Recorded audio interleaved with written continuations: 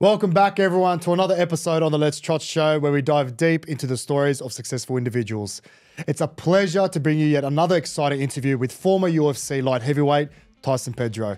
Known for his mixed martial arts and charismatic personality, Tyson has battled some of the toughest opponents in the octagon and has won fans all over the world. He's also embarking on a new chapter, preparing for his first fight on November 20th as a boxer. We'll dive into his journey, life as a UFC fighter, and what drives him to be one of Australia's best boxers. Sit back and enjoy. If you look at any of my past fights, I don't look them in the eyes until we close the door. Once the door's closed, there's no more lies. It's like, now that I can punch you in the face, what are your eyes saying now? Looking back at your career, what are you most proud of? People think you're in the UFC, you must be getting dosh, man. Yeah. My first 3 camps, I wanted to train in New Mexico with John Jones, and they were like 60 grand camps. I was in the red already before my fight even started. What emotions are running through you before a fight? When I'll be meditating and I'll picture myself sitting in the back, I can feel the rubber on my hands. You're stepping into his world now, right? Yeah. He's an athlete, man. Like when I see him, like I see like an athlete. Tyson, thanks for coming into the show, brother. Man, How's thanks things? for finally getting the invite. I thought I'd know. Please, don't go I've been there. watching 50, 51, how many episodes you up to? I was like, shit. Hey, you're a busy man. You're a very busy man and hard to get a hold of. Obviously, you're in camp. How's that going? Yeah, it's it's pretty shit, eh? Really? Why is that? Why is that? No, it's just like, at the end of camp, you're just getting punched in the head nonstop. So it's like, there's definitely funner things to do. Yeah, but I love it. So it's, it's just, the end of camp, you're just ready to fight now. So it's like 3 weeks out. You're just, ready to fight, bro. You hate everyone. It's like being on your period. I assume. Yeah, I was going to say, I assume that's what it's like. You're like a bull at a gate. What's the 2 camps? How do they compare, like an MMA style camp compared to a boxing? Yeah, it's been completely different. I think the 3, without getting in trouble, but I think the distancing for the distance from how far you stand away in MMA, variation of punches, and I feel like I've taken a lot more hits to the head. Really? Yeah, but just because one, you're closer and they're only aiming for the head. Like, Sure. MMA, you can sort of wrestle or take a break. So and distancing, you're trying not to get hit as much. So the intensity, I think, like a lot of overuse of the muscles. Like it's just all shoulders on. Yeah. And then, but MMA, like City Kickboxing had one of the heaviest schedules, like you're 4 or 5 sessions a day sometimes. Yeah. So, but it's just been like really high intensity too, especially changing to 10 rounds. Yeah. So jumping straight in the deep end from the 3 to 5s to 10 threes. How do you balance it? Like, obviously the strict regime, diet, you're lucky enough you don't have to cut, right? You're at weight. Yeah. So you went from, 93, what are you now? About 100 and something. And how do you feel moving around at that weight? Yeah, I'm way better. I actually prefer it. Yeah. Have a little bit more oomph in the punches. Yep. And still feeling loose. So. Is it true what they say, like, if the heavier you are... I just realized. If you don't use it, you lose it.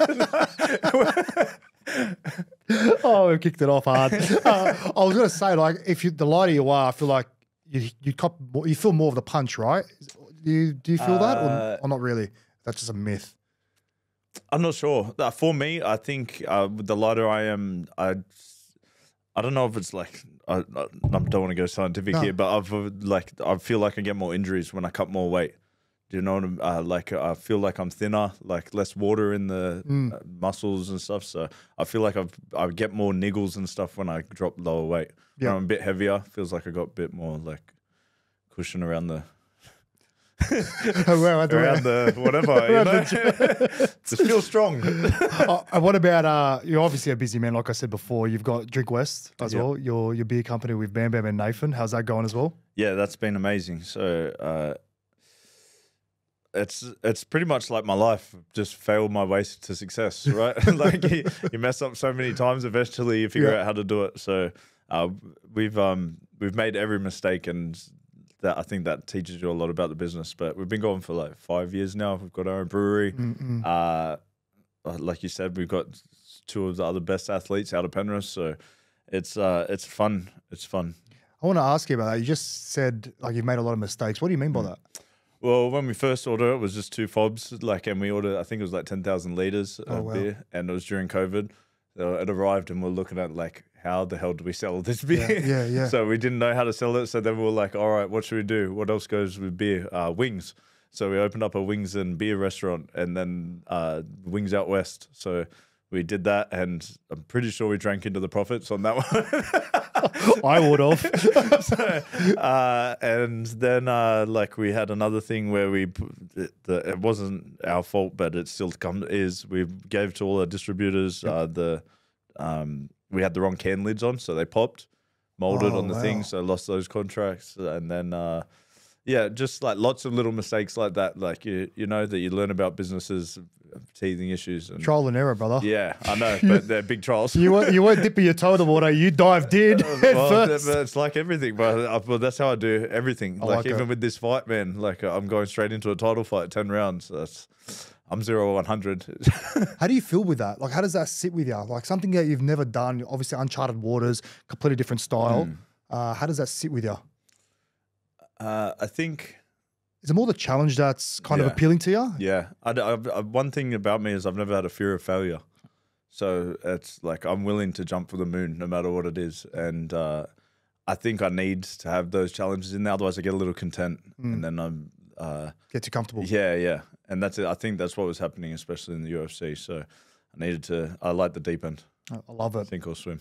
Exactly. Well, I'm very thankful that you came here today. Obviously, what, 2-3 weeks out from your fight? Yeah. Yep. 3 weeks. So with that, I've got a pair brand new shoes for you to rock on fight night, brother, from our friends at Shoe Grab. Go dive in that, bro. Let me see what you got. I don't want to open them, and then I'm like, no. It hasn't happened yet. It hasn't happened yet, I promise. Fingers crossed. No, I'm mad. Yeah, sick. Yeah, They're mad. Appreciate it, bro. You don't got them, do you? No, Yeah, I don't. Yeah. Thank you very much. Nah, my pleasure. Thank you, Shoe Grab. Thank you. They're yours, bro. Fresh pair. Thank you. I'll chuck them on after. Do you do much gym work? Weights? During thank you very much for those, brother. No, my pleasure. During camp, just once a week. Yep. Yeah. You know, like you have so much technical stuff to get through, especially the learning curve for boxing has been massive. That was a bit unexpected. Like maybe it was a bit of naivety that I was like, how much different can it be learning just boxing? And the learning curve has been huge. So I've boxed before, but I didn't realize the nuances, I guess, and how many like little things that there was going to be that I needed to change in my own game. A lot of attention to detail stuff by the sounds of it. But it's been good as well because I've become sort of obsessed with it. So like I've got run into journals, like I dream about it. Like, wow. Yeah, it's been. What's a day look like for you? Like in the middle of camp? How's the day go unfold? At the moment, lots of sparring. Yeah, so lots of sparring. But how long? How many hours are we talking? Well, just depends. Like 6-8 rounds. But it's all controlled though, or are you going like hundy? Nah, it's going pretty good. Going pretty hard for sure. That was one thing that I learned when I went to the States. I went and watched Kamel Montel spar. Yeah. And bro, it was a fight. Like you would pay to watch what they were doing, and I think that was the difference. When I've ever sparred, it's very controlled, and then you go, no, if you want to be the best fighter, you're gonna have to go to war. Train how you play. Yeah, exactly. So it's mental. Yeah. What was the question before that? Sorry. Oh, just about the regime itself, like the whole day. Yeah. How does it look like? Yeah, I think the biggest change for me is just the amount of running. Like that's there's a lot more running, but pretty much keeping it at 2 sessions a day, maybe one like just recovery, but skill, and then high intensity. Yeah. So definitely a lot lower in quantity than what I was doing for MMA. But there's just so much more, right? In MMA, you've got 5 different sports that you're trying to. But that was my next question. Yeah. What does a day look like in the MMA? So obviously you've got so many different styles. That your BJJ and your Japanese jiu-jitsu as well. Is that your main strengths? Yep. And there's something else. I think it was Kempo or something. Yeah, Kempo karate, Japanese jiu-jitsu, and Brazilian jiu-jitsu. So with that, but also having to accommodate for your upcoming fight, I'm obviously trying to match their strengths as well, right? You have to train for that, right? Or grappling, whatever that might be. Yeah. You are trying to match theirs, but you also don't want to focus too much on their game, right? You want to try and implement your own game. If you try and do too much, sometimes you like worry about their game too much. You know what I mean? Rather than trying to implement your own game. sometimes like I'm gonna go do what I'm gonna do, like, and you have to figure it out. I've always wondered that because playing rugby league, like during the week, you're always watching the opposition. What's their strengths? What's their weaknesses? You know, who can we target? I was wondering, do fighters do the same thing? Do you guys do video on each other, preview each other? Yeah, not as much as like I don't. Well, for me, anyways, that was probably one of the things I lacked in before. But I sort of just trust my coaches to like they're gonna find out the weaknesses and stuff, and then that's what we're gonna attack. Eugene was actually he was recommended that you'd watch it like 3 times in camp, beginning, middle, and end, and that's what I usually do. Yep. He said, I think it was said the only person that he lets watch it right through is Dan Hooker because he's a psycho. It's like, it doesn't matter if he watches it. I love that. Was one of your trainers Sully? Yeah, one stage for sure. What's he doing now? I haven't heard from him in a minute. Yeah. But he was really helpful at the beginning of my UFC career for sure. Yeah, because I had him as a wrestling coach. Yeah, back strong as. Yeah, I think Bayman was there as well. Who else was there? Far out. At Beastings. That's it. Yeah. Yes, that's it. Out in Penrith. Is that still going around? It's pretty cool St. because Mary's, it Mary's. Yeah, it was like started off as EFG, which was Tama, and then it sort of went to Beastings, and then now they're doing Brofit. Oh, how so good. they're still in Penrith, still doing their thing. And tell me about how did you get this gig on Gladiator? Oh man, yeah, no, I don't even know. You know, like it just popped up. I love that. Yeah, it popped up. I was like, and that was another thing, but to be honest, it was like one of those things that scared me at first. Like it was out of my comfort zone. Yeah, oh yeah. So I was just like, I got to do it. Do you know what I mean? Like, well, I like doing things that make me feel uneasy. So. Did you feel like you had to hold back though? Like you didn't want to? So that I don't know if you saw. I'd like hit one of the guys off of the pyramid. Yeah. And then they didn't let me do anything else after that. They put me on the rings. They were like, "Oh, you're just going on the rings." Oh no way! Yeah, they're like, you can't build up momentum on the rings. So they're like, we're just putting you on the rings. I didn't know if it was because of that one moment. Yeah, pretty much. I think so. They didn't let me do anything where I could like hit anyone anymore after that. Will there be a season 2? The what? Will there be a season 2? Nah, it got cut. Oh, did it? Yeah, 100%. Oh, no way. Yeah, I think just the way it was. I don't The think layout. it got. I think just tried a bit too much, so I didn't really gel with the people. But it was awesome opportunity to do. But I think that's it for me for TV. Yeah. Hey, never say never, brother. Yeah, that's never true. say never. Tell me about your heritage. Obviously, I'm going to assume you're half Samoan. Japanese. That's No. I'm joking. Hey, I'm gullible as they come, brother. Oh shit! don't cheer me out. Don't cheer me out. But like your last name, Pedro. That's not your traditional Samoan last name.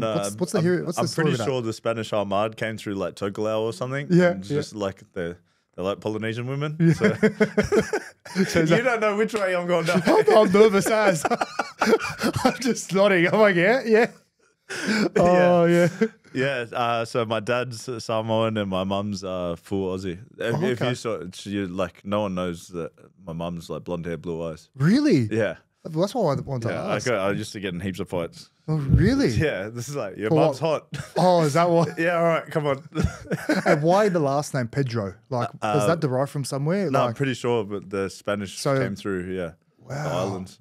Yeah, not 100%, but we'll just go with that. 60-40.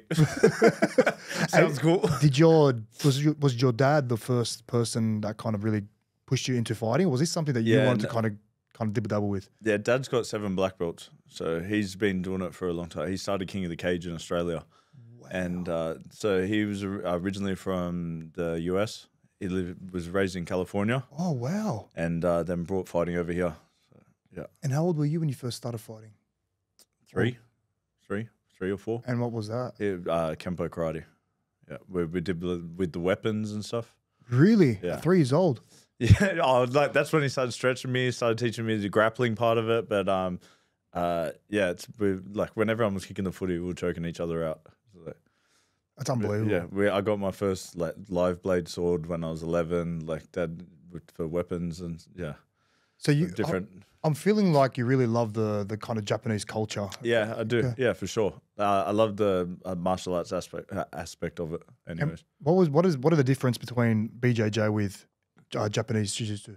Brazilian Jiu-Jitsu was derived from Japanese Jiu-Jitsu. So Japanese Jiu-Jitsu was more made for war. Brazilian Jiu-Jitsu was more made for self-defense. Wow. So like rather, for example, like in Brazilian Jiu-Jitsu, they'll teach to do a hip throw, but with Japanese Jiu-Jitsu, they'll teach to break the arm as you're throwing. So it's to hurt, maim, and hurt. How do you train for that? You get beat up a lot. Broken bones as well? Yeah. A lot of so a lot of the scars and stuff that I got it from my dad from teaching me karate. Teaching. Teaching. My front Subjective. teeth are fake. My front teeth are fake. Broken nose. My fingers are all messed up from the anise sticks from hitting. Oh, wow. Are you kind of like numb? You know how like you see the Taekwondo and they just constantly smack their shins? Is it Taekwondo? Muay Thai. Muay Thai, sorry. Yeah. Muay Thai. Yeah. And do you have kind of that anywhere? Like with your wrist, knuckles, like with any numbness? My head? That's all right. Nah, not really, but I feel, everything hurts. That's what I'm saying. I'm just the same. The body just gets banged up. That's one of the reasons as well from MMA. I've always had stuff with wrestling, like injuries, niggles and stuff. Jamie, I thought he paralyzed me when I was like 14. I've had neck issues since I was 14. Really? Yeah. So just every time I would wrestle, there was like a pinch and I get those nerve stingers. You got a bulging disc in your Probably. neck. I've got one of those too. That's how I know. I've got the same. You get the stingers every time. Worse. Yeah. I think like if you like a sudden like movement towards my left, I get like a pins and needles going down my arm, and it's a bit of a numbness feeling. But anyway, I won't get into that. You got 3 black belts. Yeah. And how long does it take for you to achieve one of those? Brazilian Jiu-Jitsu is like 10 years. Then my Japanese Jiu-Jitsu and Kempo ones, they took like 20 because I was supposed to get my brown. I was supposed to get my black when I was, I think, 14. And my dad told the grandmaster that he was like, nah, it'll give him a big head because it would have made me one of the younger black belts. He was like, so I'm not going to give it to him. Wow. And then gave it to me a lot later. Quite a long time after that. Dad just makes it up as it goes, I'm pretty sure. Because I'm obviously foreign to the sport. How does one get awarded a black belt? Like, what do you need? What's the criteria for that? There's like all different, like you get a black belt faster if you're competing, right? Like pretty much like if you're beating everyone, you're gonna go a lot faster. But some schools go through a hard curriculum where you have to be able to complete these tasks by the time you get a belt. But usually also like it can be on time, like a certain time limit. But there's all different criterias. Okay, fair enough. And do you have to continuously be involved in the sport? Is a black belt something that you have to hand back, or like how does it? No. Okay, once you get given it, Okay. But you can get demoted, but once you get it, you've pretty much got it. My grandmaster that gave me my black belt is a red belt, which to get your red belt, it's like 60 years or something in the sport. Wow. So, and you have to have done something to help jiu-jitsu. So. Wow, that's crazy. So I'm pretty much a big milestone. Yeah. Wow. Tell me the process on how you actually got into the UFC. Like, what does that look like? So obviously, I think UFC, the growth in this country is absolutely exploded thanks to guys like yourself and Bam Bam, Volk, of course. How do you get in, and how do you get an opportunity to fight in the UFC? There's so many different routes now. So but my one was, it would have looked like overnight success because I had 4 fights and then I got called up to the UFC because someone got injured, and I just won a fight in AFC. So it was like one of those, like everyone's like, where did he come from sort of ones. But I've been training for my whole life, so I knew You're ready. Because even if you get into the UFC, you still got to go in and fight the baddest guys in the planet. Hey, it's not just about getting in there. So my first fight was against Khalil Roundtree. I saw. So animal and like beast. Cracked me. Lucky you got that Samoan chin, brother. Oh my god! But like you look like you were sweet after it. Yeah, no, he hits hard, man. But that was like even I'm not sure how you are with manifesting. I am big on it. Yeah, mad. But I wrote down that like I'm gonna get into the UFC on this date, and then the UFC changed the date of that fight to like November or something. It was like almost exactly what I'd written. Like I wrote, I'm gonna get a late call up. Someone's gonna get injured. was like almost to the letter. I love that, man. I love that. How did you get involved with manifesting, and who introduced you to it firstly? My dad's always been ahead of his game with the mental aspect of martial arts. Like he didn't realize, but he he'd I'd tell Dad like, oh, I'm gonna meditate or something. He's like, fuck off with that fairy shit. Like I was like, you taught us this, but he just didn't call it meditation. You know what I mean? Yeah. Like we'd come into the gym and it'd be like, all right, leave everything outside of the gym, close your eyes. Any problems that you have, leave it outside. There's no dramas in this gym, just what we're doing. So like mindfulness. Yeah. And then we'd still have our eyes closed and it was like, all right, now pick 3 things that you could kill me with in the room. It was like, I'm 6. That's pretty hectic.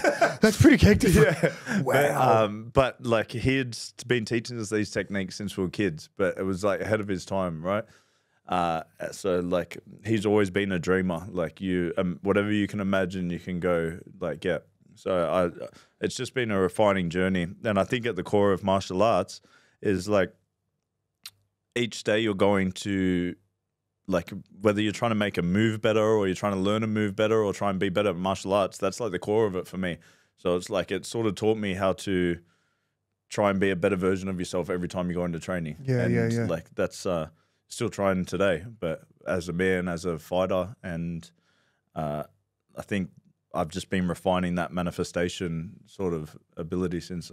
It makes sense. Yeah. Like you're drawn to whatever you put your focus on. Obviously, it's forefront of your mind, right? Yeah. So all your energy or everything that you're channeling is going towards that main goal or what you're trying to strive for, right? Yeah. But to manifest like your UFC debut is like pretty wild. Yeah, well, I wanted to be in the UFC since I was a kid. So Yeah. it's like that's just one part of it. Like even this boxing thing, I've said like I've done the same with manifestation now. As a kid, UFC wasn't around back then, but Yeah. it was. Yeah. But it wasn't as It wasn't glorified famous. as what it was because now. me and my dad were like, it was still really underground. Like, you know, the UFC ones with Hoist Gracie and stuff. We were doing jiu-jitsu before everyone was doing it. So we were full into it before it was popular. So like we're talking like the Gracie kind of all those Brazilian jiu-jitsu kind of shops and fighting gyms, the Gracies, right? Yeah, like the Gracies were a big part of it. They weren't around. Yeah, they were. They were. Yeah.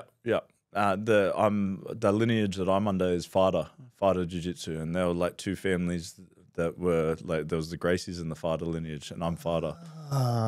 That's so intriguing. And the night that came to be, obviously your debut, did I read somewhere that you rang up Dana or you asked him like, listen, I'm ready. Like if things go pear-shaped.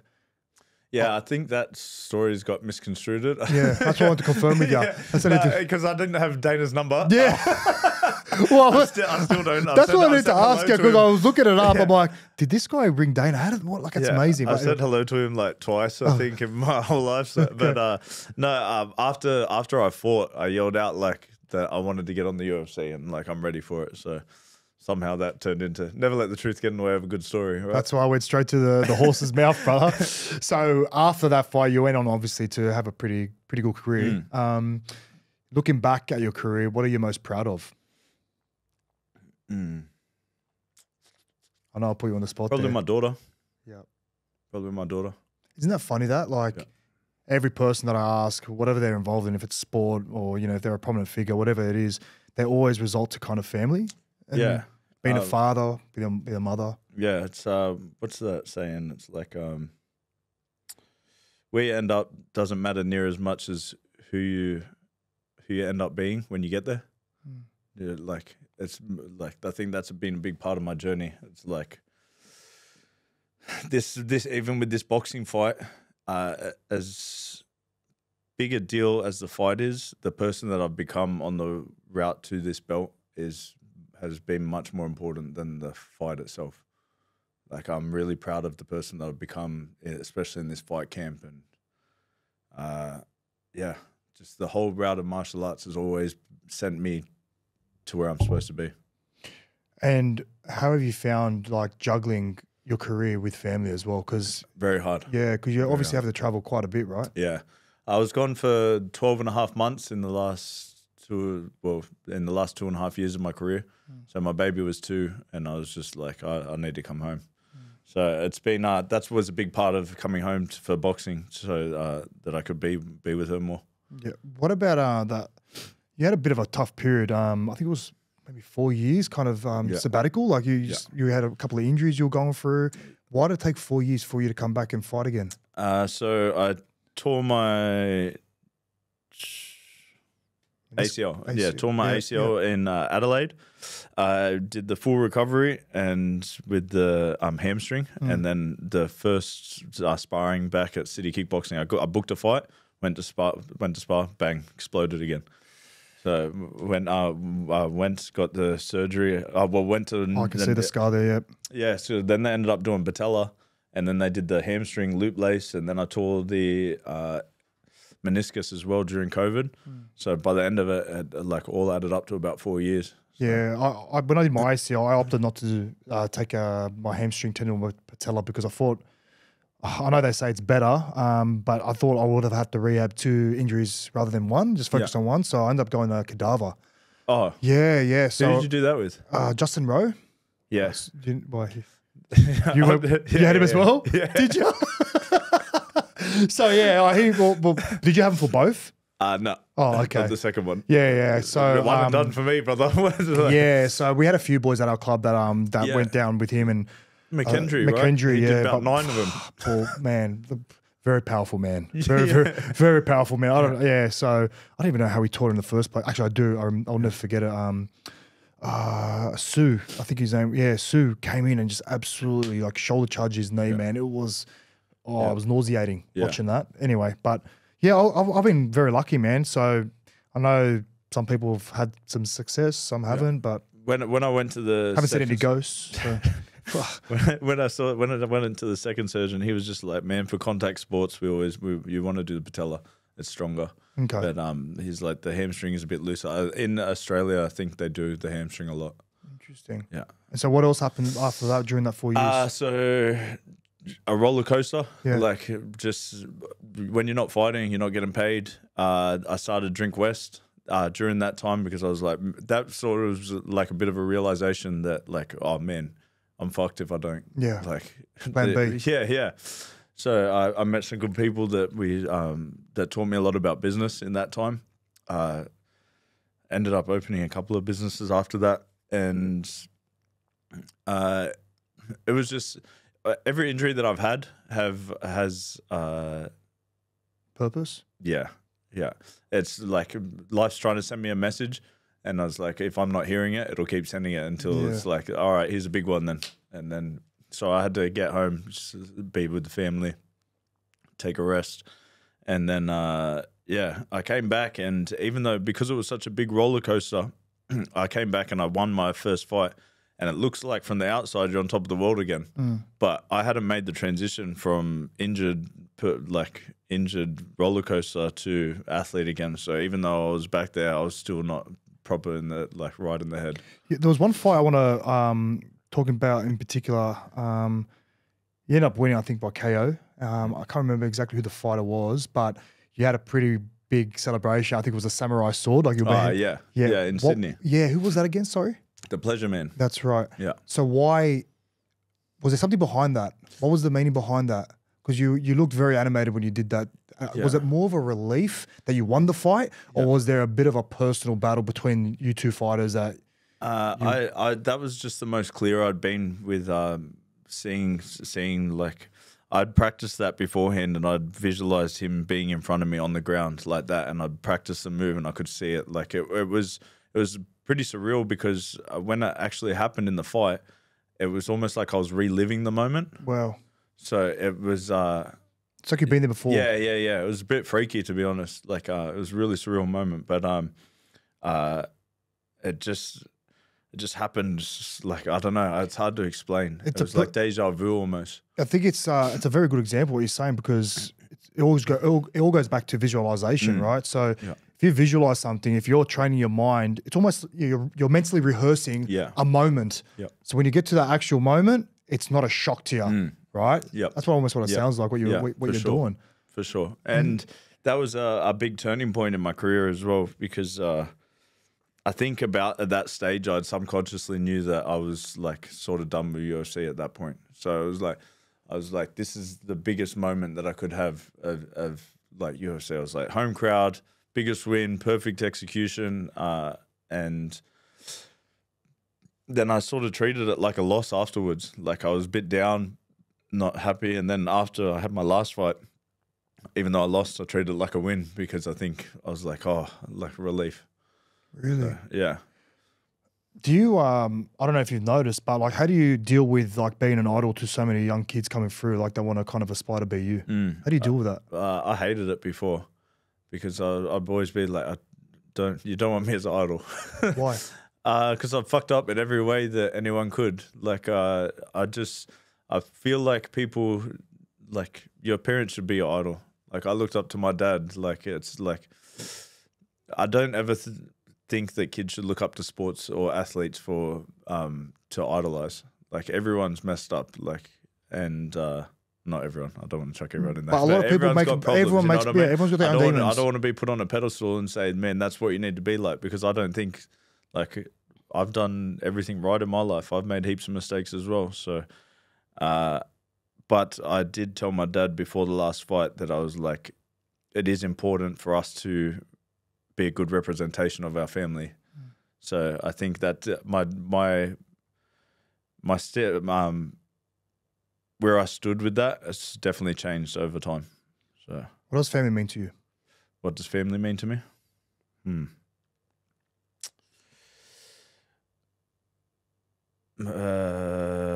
It's the reason why I do everything. It's my legacy for my baby. I was like, when you've lost in front of so many people and won, and you see how fickle it is and how easy people can change and be on your team and off your team, but then whether you win, lose, or get knocked the fuck out, your family's still going to be there. And it's like, because they don't care about the outcome. They care about you doing what you love. So I think why I was fighting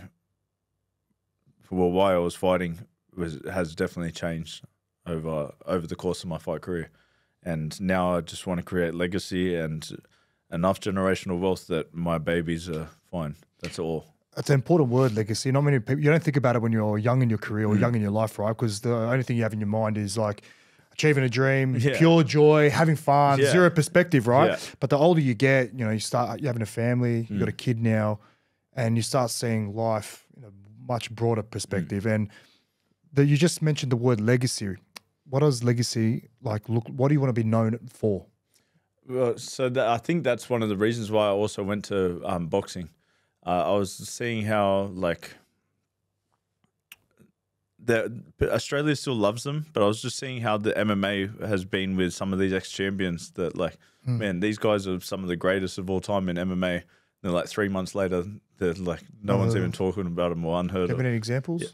Well, shit, sorry. But like, I will. The media with Volk, like after he's lost his fights, they're already like, oh, he's done. Do you know what I mean? And people turn on him. So like Israel, like he was one of the greatest to ever do it. But then like, I'm not saying that people don't love them, but the media definitely turned on him. Like, and then they're sort of pushed to the side. You look at how Australia has always supported some of the greats for Australian boxing. These guys are like Danny Green, Jeff Fennick. They're still talking about him today. Like I'm sure those guys will still be spoken about, but just even the way that they hold them. That's a good point. The prestige that they have for. I think Australia's always loved boxing. Yeah, I agree, and I feel like with MMA in particular, the bigger the rise, the bigger the fall, right? Like the names you just mentioned, far out. Like you would have even felt in your career. Yeah, for sure. Oh man, some of the I don't know how you guys cop it sometimes with the NRL, like with the media and also like the social media. It's crazy. I think it's a thing that you can't fight off, and you have to accept it. The faster you accept it and you realize, listen, I'm not going to please every single person. Yeah.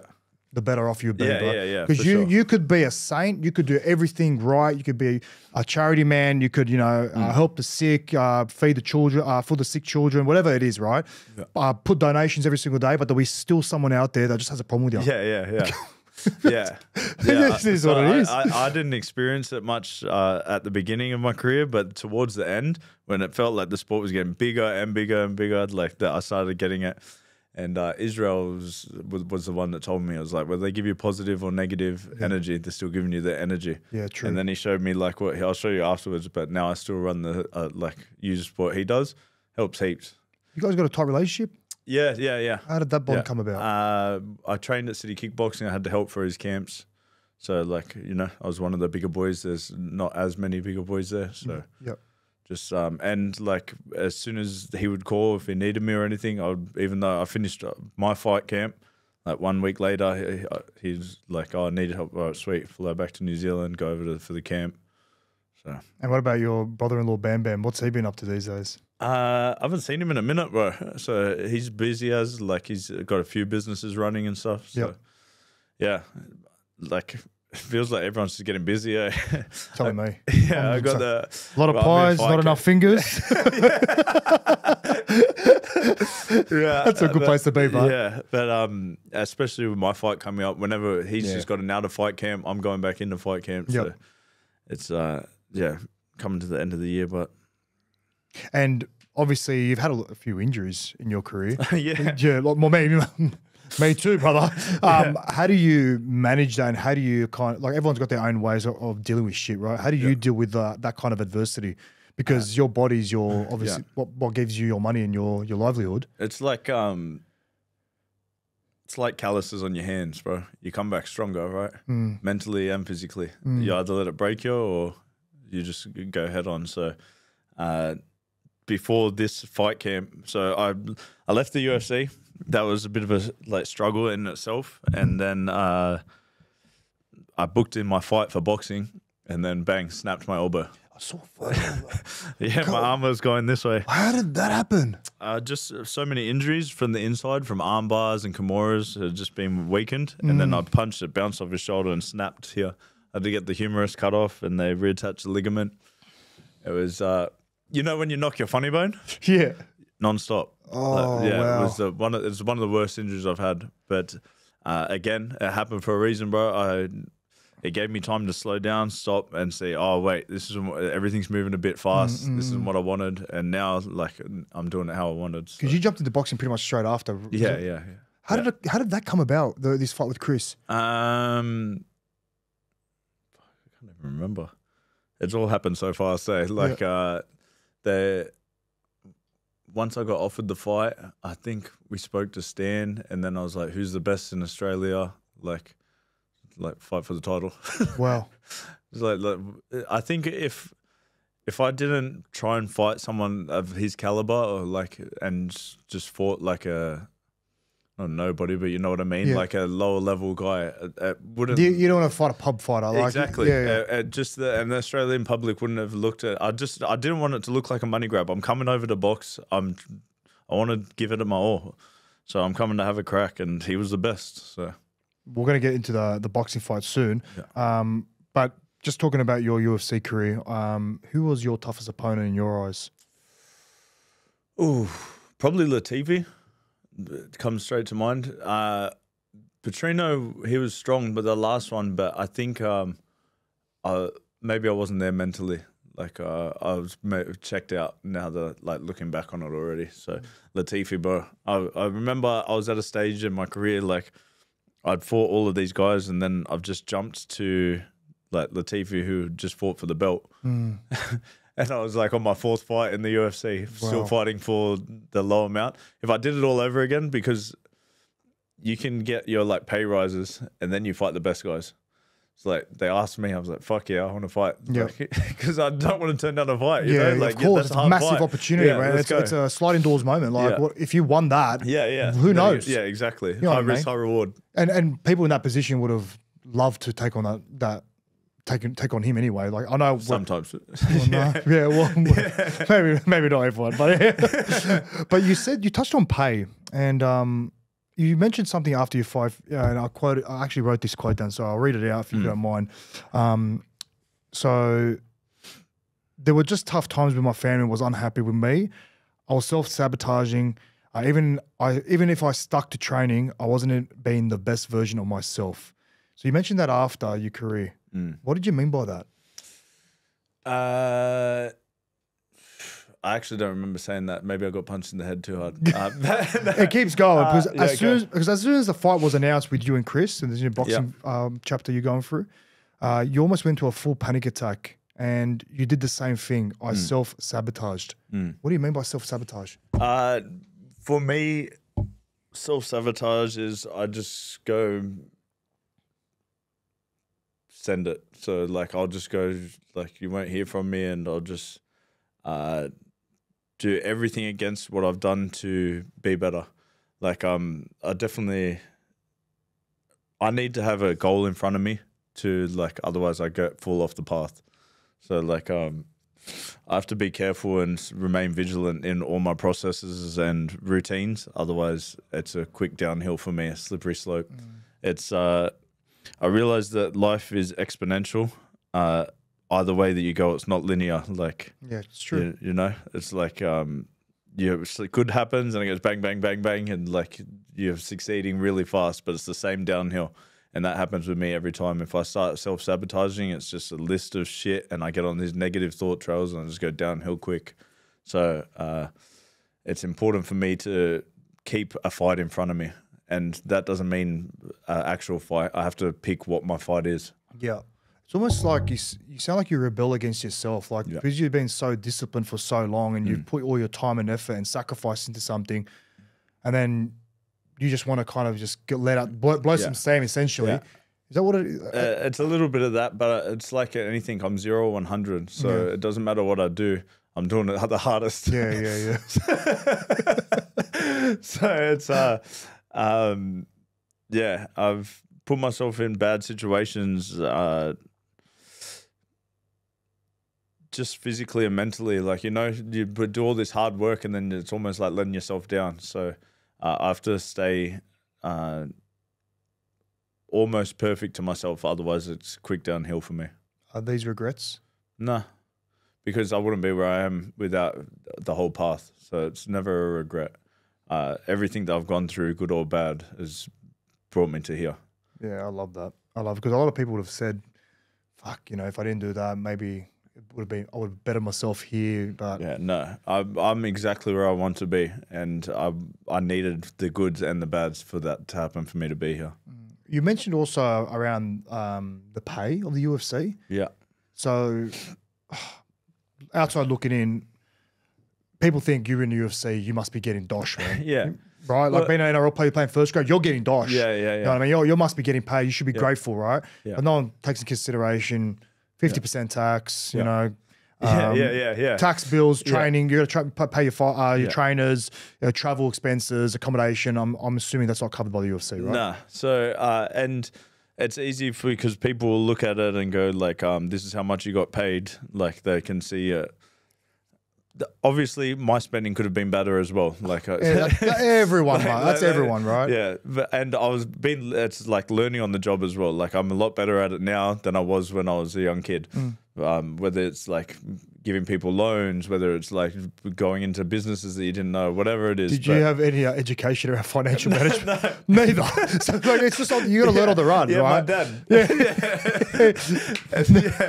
So but then like you said, you got tax with UFC. You get taxed in America, and then you have to pay your tax in Australia. Then you got to claim it back from the IRS. So you're already down 30, then 43. I think it's 43 in Australia. Yep. Then my camp sometimes would cost 50, 60,000. So that's like 3 times a month. That's all. My first 3 camps. I wanted to train in New Mexico with John Jones and Jackson Week. So they were like 60 grand camps. I was in the red already before my fight even started. But I got to do what I wanted to do in life, was go train with the best in the world. So it was worth it for me. But yeah, I wasn't like, I could have made money, like more money elsewhere for sure. Do you reckon undercards don't get paid as much compared to the main fight of the night as well? Yeah, of course. Is there a big difference? Is there a massive? Yeah, massive. Oh. Like it goes I don't know if they're still doing it. I could be wrong, but you start at 8 and 8, so it's like 8 to fight, 8 to win, and then like you got the top guys who will be on $500,000 easily. So win-loss.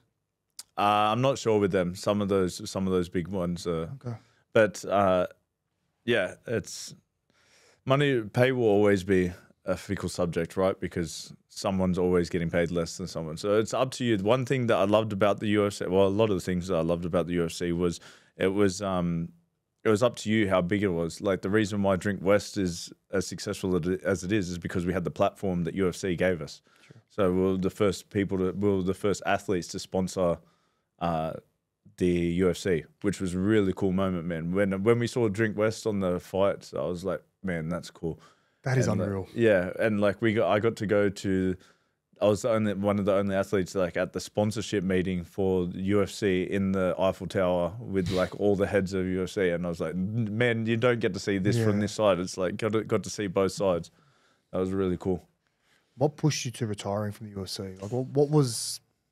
Yeah, what just you know what? This is the right moment because I've been through it last year. Yeah. There were times where I want to keep on going. Yeah. There was probably a part of me where I wanted to keep pushing on, but really like you said, your path has been pushing you towards that moment. And I was like, you know what, I'm just going to say, I actually said in this room when I retired. Yeah, right. What made you feel it was the right time to retire in the UFC? I stopped visualizing it. So like when I saw UFC, I would wake up and I had been dreaming about like what I was going to do in UFC, or I could see the road that I was taking. And then after Sydney, just couldn't see it anymore. No visualization of the belt, no visualization of more fights. Like that was just it. Your ambition. Yeah, and then all I could see was the boxing belt.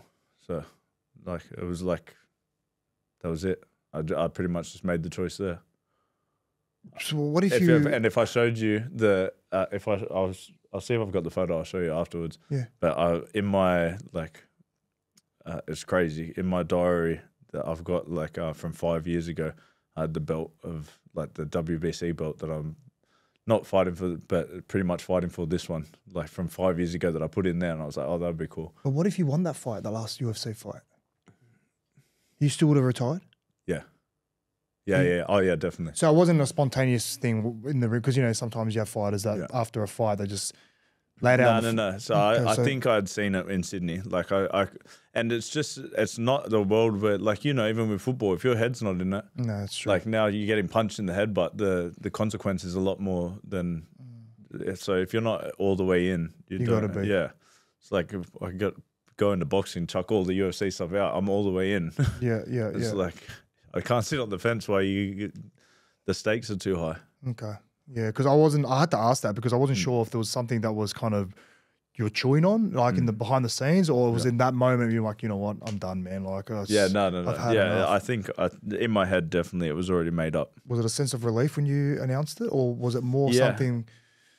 Was something hard because, like, man, letting go of some things that people don't understand about professional athletes. Like, obviously, our lifespan's so short, right? But you said it. You dreamed of this as a little kid. Like, it's been embedded in your mind to achieve this dream for so long. So you're passionate about it. You love it, and then one day you're either forced to retire if it's from your body, or your age, and it's not easy because you have to rebuild your identity as well. Like, I've spoken to a lot of football players about that as well. But this was a trippy thing for me because I actually wanted to go to the Olympics for boxing when I was like 16. Oh, okay. And then afterwards I wanted to go to MMA, and I realized that I was only doing MMA for my dad. So it was like, I just wanted that proud of you, proud of your son. So I went all the way to the UFC for pretty much my dad. There had to be. So there wasn't. I loved it. Bro. I loved it for sure. Yeah. But it was MMA was always my dad's thing. Like, and I loved every bit of it, and I definitely wanted to be there. But I was like, when I thought about it, like for a long time after I retired, I was like, oh man. You know what? I'm going back a little bit, but I need to know, like, what are your emotions? What emotions are going through you? Obviously, with you like walking out, or you're warming up in the sheds. Like, what emotions are running through you before a fight? There's nerves for sure, but I visualized the whole entrance as well. Yeah. So like when I'll be meditating and I'll picture myself sitting in the back. You know, the stadiums are usually always cold. Yeah. Like, and I can feel like my skin tingling from that coldness. I can see the gloves. I can feel the rubber on my hands, the leather. I can hear the people calling 5 minutes, Tyson. Like, you can hear the crowd murmuring in the background. I can like start feeling the rumble of the music, and then you walk out and they're like 1 minute, like walking, athlete walking, and then I can feel all the emotions beforehand, so it's almost like I've practiced it, and then I can hear my dad screaming out like, this is it, like, and then you just see the lights come on and just boom, and everyone's screaming, and like I've rehearsed it so many times in my head that it's the same as when you're with the fight. It's practiced, so it's not like a surprise. Yeah. So yeah, especially in fighting, right? Like you can get easily emotionally fatigued from all the atmosphere, the walkout alone. Yeah, yeah. I don't see anything in the walkout. Yeah, I was gonna say. So you're just tunnel vision, right? Yeah, yeah. Even so when you're in the octagon, fuck, man. Sorry, this is so cool to hear this from you. Obviously you got all the lights on you. You just don't see anything. Just him in front of me. One figure. Just that's why I said, like, people ask why I love it so much. It's like peace through violence. It's the only place that I feel comfortable. Like, there's nothing, and it goes back to my dad teaching me about this, right? The only thing that I need to worry about is hurting you. And there's no other worries, no family dramas, no money dramas, there's nothing else except hurt you. And that sort of, the risk of at any moment you can get knocked the fuck out in front of hundreds of thousands of people just raises it up, and you get this adrenaline and this focus and this flow state that is unlike anything else. It's so weird you say that. Nothing compared to what you go through, obviously, in the ring. But for me, where I find my peace, like I love to go spearfishing. And when I'm at the bottom of the ocean, like, mate, like it's, anything could be around me, right? Yeah. I feel like that fear and anticipation, but also being so quiet and just being like kind of honed in onto like finding even just spearing a fish or something like that. But one focus, no other problem. You're only thinking about one thing. Yeah. Because I feel like you start worrying about everything else, then you're fucked. Yeah. You're fully fucked. That's fucking pretty cool, man. That is so cool. Yeah. Now let's talk about your fight coming up. What do you know about your opponent? He's skillful, man. He's a skillful boxer. He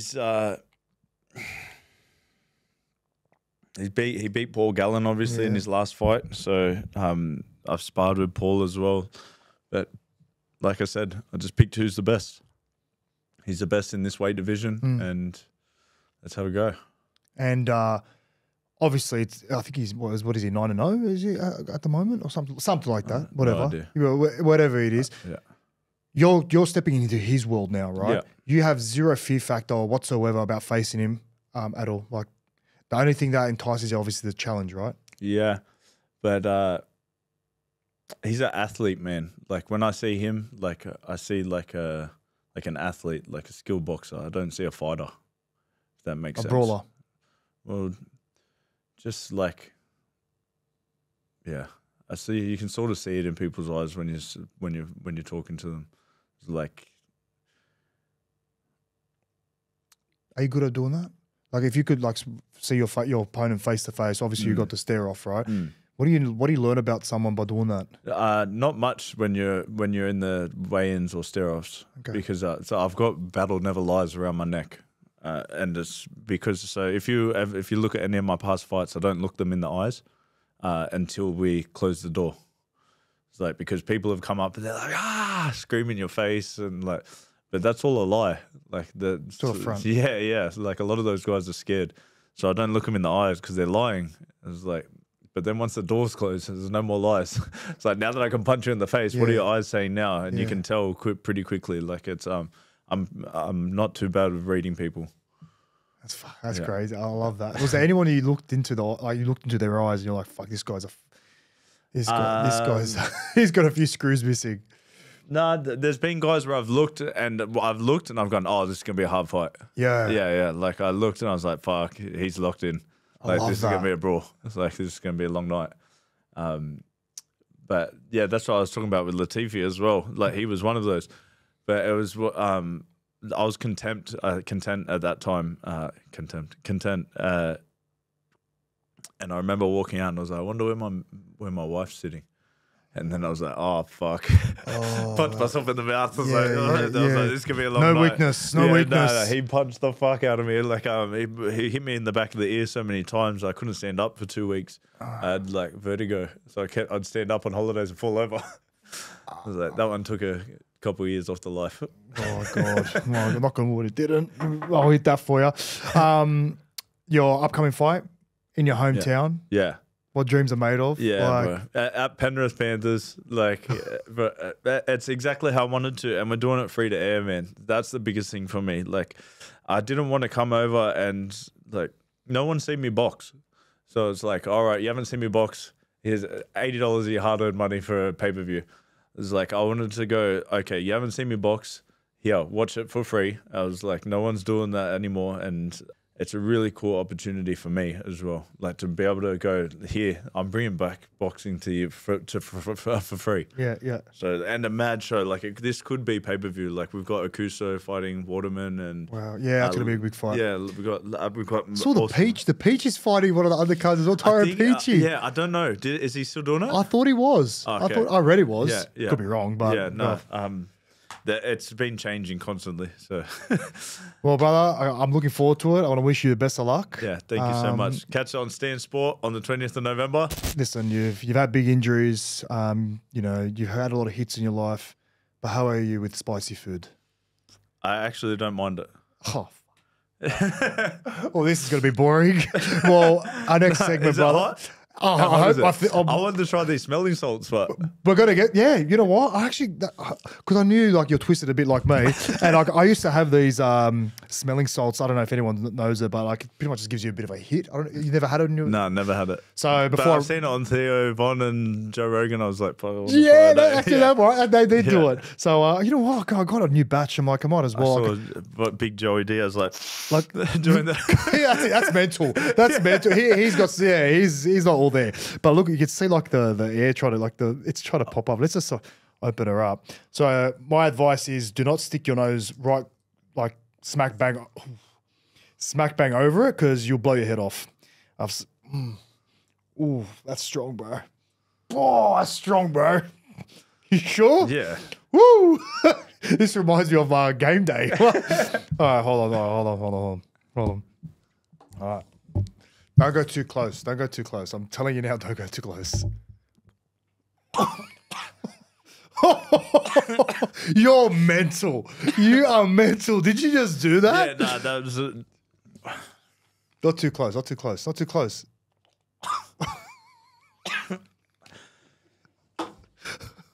Oh, I can't. I'll have a crack with you. I have a crack with you. that was way stronger than I was expecting. I warned you. I told you that story off air. Wow. My left eye's twitching. I'm crying. Wow. All right, bro. So basically how this is going to work, I'm going to ask you a question and you can either answer it or you don't answer it and you can have a nice tasty chip with my beautiful hot sauce on it. You can Is see it you? It's me.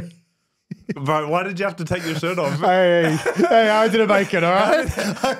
When they go, like, how are we going to sell this? How are we going to sell this hot Hey, sauce? I haven't even I'll take off my shirt. Did you go to them with that idea? Don't lie. I haven't commercialized it yet. I swear to God, this is purely for the show. Purely for the show, all right? So it gives me an idea, but fine. You're a businessman. I've got to get your. Are you taking the piss? Hey, that's a retired body. That's a retired body right there, man. Bro, that's hectic. What does that have to do with this hot sauce? Because it's hot sauce. Oh, molten men. Well, sauce is my nickname. Oh, okay. Yeah, so that's right. sauce bottle, whatever. That's the kind of gist of it. All right. Nah, it looks like a sex thing. Oh God, I don't know if I'll be able to say these questions. All right. Question number 1. What was the most painful experience for you that wasn't physical? That wasn't physical. Oh.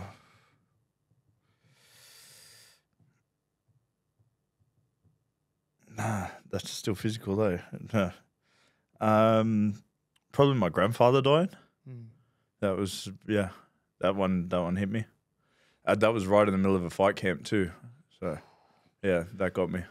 Yeah, it's thanks for sharing, Brandon. My condolences. I had this conversation. I can't remember who I was speaking to about. Oh, Sifa, Talakai. The thing with professional athletes, like nothing stops for you. Like, you know, you got to. Yeah, you have people dying close to you. Yeah.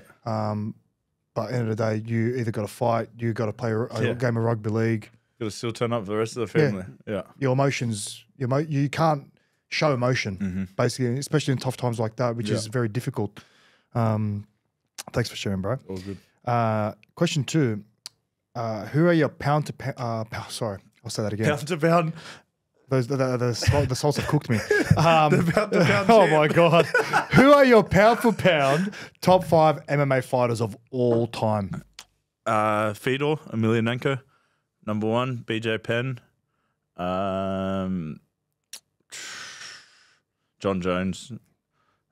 George St. Pierre. And I'm putting Izzy and Alex on there. Yeah. Yeah, wow. They're my favourites. It's a pretty illustrious list. Who do you believe... Illustrious. You like that word? I did. You like that? Yeah, I read a lot. Do you really? Oh, honestly, I just started. Yeah.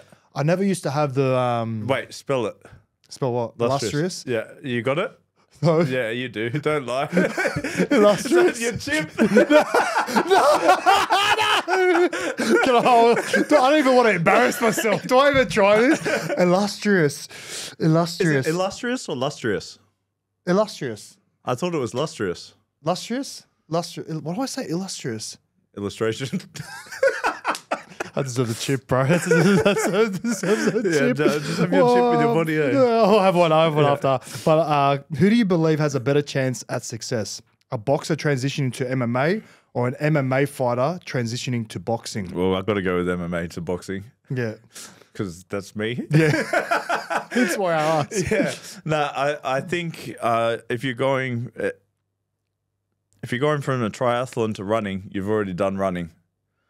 If you're going from a marathon runner to a triathlete, you haven't done swimming or biking, right? That's how I would put it. Like, it's a lot more to teach with grappling, kickboxing, like, than just going back the other way. Yeah. Yep. Which is fair enough. Yep. If you could pick 3 players from the NRL to transition to MMA, who would you go for? Get asked this all the time, eh? Do you? Yeah.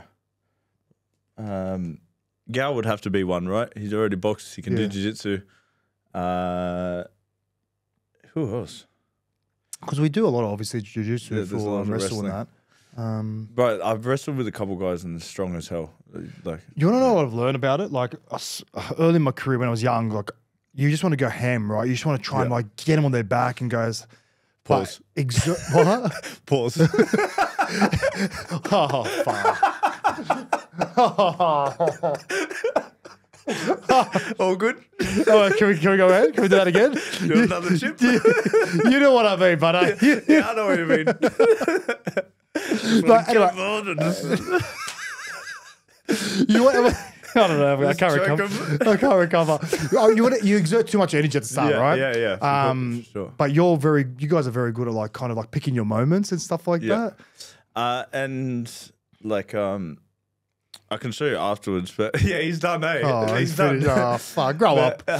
There's details as well that, like, make it a lot easier. Like, if you're trying to hold someone down, you're using all of your body, whereas if you just pick certain points that you can control, yeah. and just being comfortable there, right? Like, rather than tense. Sounds like me. Very, very stiff man's. Very tense a lot of the time. Oh, my God. Bro, you were done. Oh,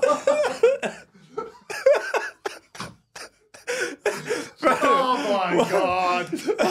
Where are we going? What is going You had one smelling sauce. What is going on? Oh, my God. But get your heads out of the gutter, both of you. Oh, my God. Last one. All right. You said you might have to rob some. Oh, I think we touched on this, but I'll say it again. You said you might have to rob someone in the car park after your last fight in the octagon. What did you mean by that? It was my pay, bro. If you looked at deductions, because I had as well as my last fight. So again, it was my fault. Like everyone was like, "Oh, he's broken." Like I'm doing fine. Don't worry about that. But if you go and have a look at the deductions, they have to take away for your team, for your flights, for taxes, for everything. I didn't make much money at all in the last fight. UFC don't cover any of that? They cover one flight, one hotel for your corner. So it's like I knew it was going to be my last fight. I wanted to bring 4 cornermen. I had to go in hotels. So like hotels, flights, the deductions were massive. So Yeah. Yeah. Always wanted that. Yeah. Last one, true or false? So I'll get you. UFC was purchased for $5 million by Dana White. Let's start again. Far out. I'm rattled. Dana. No. All right, true or false? All right. True or false? UFC was purchased for $5 million by Dana White and Fertitta Brothers, and all they received were the rights to the UFC name and an old octagon. True or false? No. False. Nah. Yeah, that's false, brother. False. Was it false? Yeah, believe it or not. The correct answer is they actually purchased it for $2 million, not $5 million. Okay, the old trick question. Yeah, there we go. See? Oh, what's this? Oh! You are. Is it not supposed to? Yeah, that's go ahead. I'm sweating just watching you. I'll have one with you. I deserve one. Illustrious. Give me that sword. You reckon? I feel like you're a sucker for pain, but I feel like you Yeah, a little bit. Yeah. So like, is it painful? Let me try some of that. Yeah. Let me try some of that. Yeah, pretty much. Bro, you got any questions for me? It's pretty hot. Well, Yeah, it's got a good sting to it. I would use that on my normal food, but what's your normal food? like I would just pour that on my normal food. Like You're psychotic. I'm sweating. Oh. yeah, I don't mind a bit of chili. You have any questions for me, or can we move on? Nah, bro. All good. You're my man. You're my man. Thank you very much for having me, bro. Thank you for the shoes. We're not done yet. Oh, okay. Yeah, sweet. Joey Manu, Oh, yep. our previous guest, brought you a question, brother, for you to answer. Joey Manu from the Roosters. You watch much rugby league by any chance? Not heaps. I watch like when my boys are playing. Who are your boys? The Panthers. Of course. When they become your boys, when they started winning? Or No. I'm joking. Yeah, I'm from Penrith. Come on, cunt. I know. What do you think of Josh Mansell's beard? Is that the question? Yeah. Shut up, you liar. Is it? What do you think of just Mason? Okay, all right. I think it was better when it was bigger, eh? Yeah. Do you remember it? When it was big? Yeah. Fuck, No, it was- no, thanks for the question. Fucking Joey, man. What the? We have some weird questions on this show, let me tell you. Anyway, now you've got the opportunity to write a question for our next guest, my brother. All right. So, 20 days to the big fight. Yep. What's the lead up going to look like in the next 20 days? Lots of hard training for the next 2 weeks, then just taper off a little bit. Yeah. But I'm just full monk at the moment. That's probably the most outrageous thing I've eaten in in a few months. How is your diet? Basically full carnivore at the moment. Are you doing that as well? I'm doing that as well. Yeah. I'm not as strict with it. Yeah, I'll probably add in some carbs just because I'm starting to get a bit depleted now at the end of camp. But it's been the best. Like I felt like I almost always get sick in fight camps. So I haven't been sick at all. Like it's helped out massively. What else have you noticed with your body physically? After I got my surgery for my arm, they told me to go on it, and all the inflammation from my arm went in 2 days. I don't know how it works. I don't know how that works. Because the narrative before was if you have too much meat, you're inflaming your body. Yeah. I don't know. You remember the Game Changers show on Netflix? yeah. Remember that? They Yeah. were saying if you eat too much meat, like you're adding inflammation to your body. Yeah, But I think he got a bit fact checked on that one. right. Yeah. Okay. Because I remember there was a trend going. Everyone was Yeah. doing the vegan trend. Yeah, no, he got me for a little bit there. I watched it. It was a well put together story. Mate, I couldn't recover. Like I tried it for 2 weeks max. I was like, no, I'm not doing this shit. I was sore every single day, like in agony. But how do you feel on carnivore? Great. Yeah. Like I've got a bit of psoriasis on my elbows and knees. That's Gone, cleared up. disappearing. Yeah. Mental clarity, great. Yeah. I feel full. I feel content. I'm not starving all the time. Yeah, and I feel like I recover better. Like I'm still training, and I'm just never sore anymore. they have those niggles anymore. Yep. I don't know, but you're obviously in a more vigorous training regime than me. But yeah, that's what I wanted to ask you because Fox was doing it pretty much all year. I think Naif's doing it as well. Yeah. Ples. Yeah, he was. He did it. He got on the doctor with me at the same time. Same doctor. Yeah, Dr. Chafee. Where's he at? In Australia, but he's from the States. Oh, interesting. Yeah. I'll look into that. Yep. I'll grab his number after the show. Yeah, sweet. Brother, thanks so much for coming to the show. Thank you very much for having me. Best of luck for your fight. I'll be watching, that's for sure. And go get him, Cuzzy. Appreciate it, bro.